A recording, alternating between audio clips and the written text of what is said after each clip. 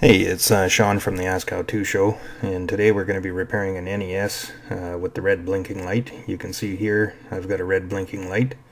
So I'm turning the power off and unplugging the AC adapter from the back. Next we're going to flip it over and undo the 6 screws shown here with a small phillips screwdriver. Keep in mind that these machines are old, 25 or so years old.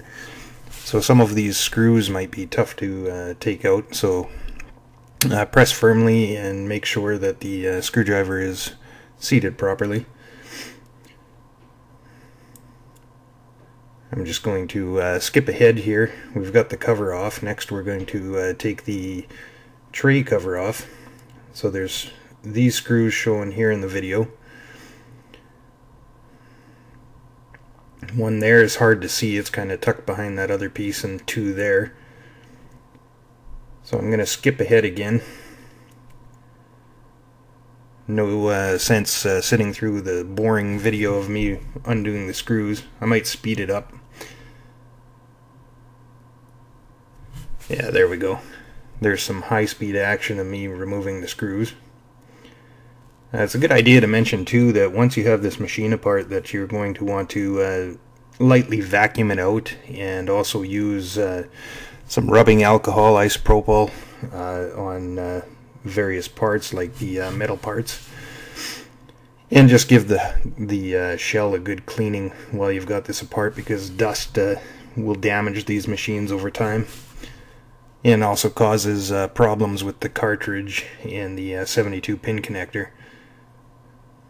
So I'm going to remove the top metal cover. That also brings me to another point. This is the purpose of the video, is to replace the 72 pin connector. I know you can fix these, you can make them work used, but I chose to replace mine. Next we're going to take off the cartridge tray. So the screws shown here, there's 2 here.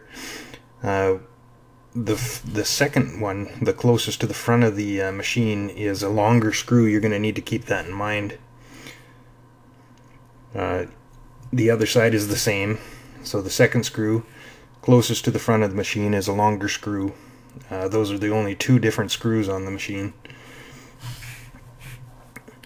So I think we'll probably skip ahead on this and go ultra high speed.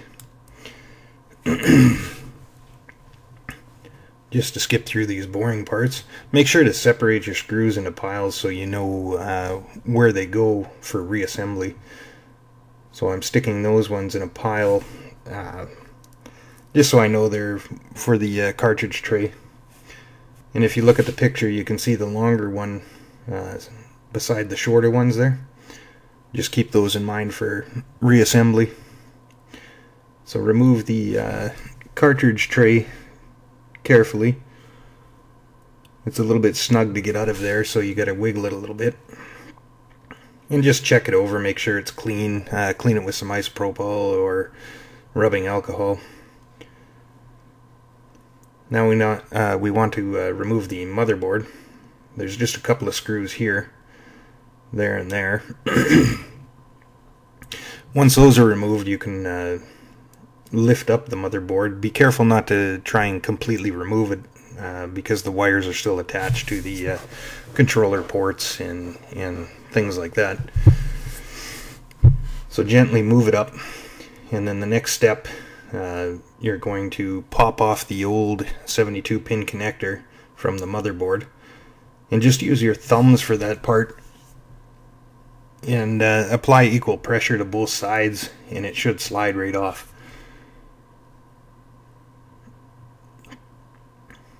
So right there is your 72 pin connector. Just use your thumbs, equal pressure, pop it off, and just set that aside. You can hold on to that if you want to refurbish it later. Next you'll want to use some rubbing alcohol and a Q-tip and just clean those connectors I was pointing to make sure you have a good connection with the new 72 pin connector. So these parts are available. I bought mine from LukeyGames.com. I think it was about $9, $7, something like that. cheap to get your NES working. So those wings need to face the bottom of the machine. I skipped ahead on this part because I fumbled with this quite a bit. What you need to do though, when you're putting the new connector on, is the same way you took it off, just reapply it with equal pressure and make sure everything's lined up, and just give it a firm push. Next we'll reassemble, so we're putting the motherboard screws back in.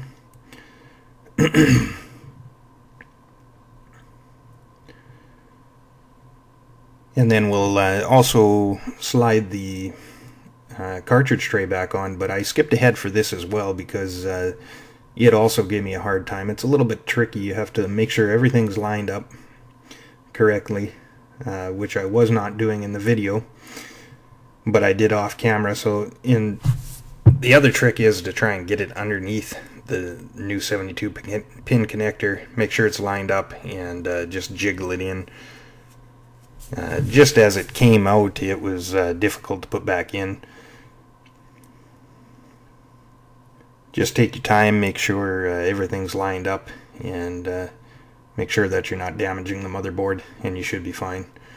So here I've got mine back in. And next we're going to put the screws in, so I'm going to point it out in the video, but just make sure that the longer screw is going in the second hole closest to the front of the machine.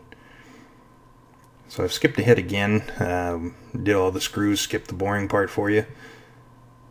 Now we can put the metal housing over top of the cartridge tray, and just reapply those screws. I cleaned up my metal tray the best I could with some rubbing alcohol and a soft rag, just to try and get some of that old rust off. These machines have been sitting for quite a while, so they're starting to show their age.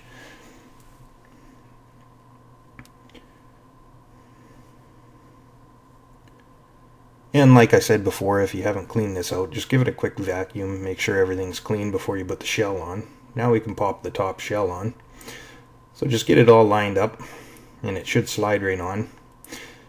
Then you'll just want to flip it over and reapply the 6 bottom screws with your small Phillips screwdriver.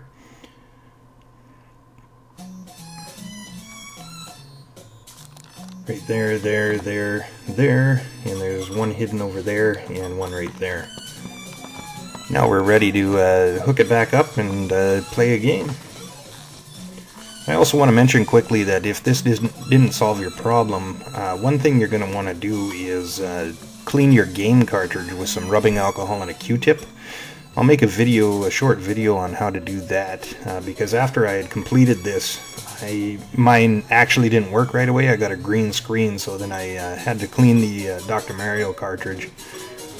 But now everything's up and running. Thanks for watching the video. I hope you enjoyed. Leave a comment, subscribe if you could, please, and we'll see you next time.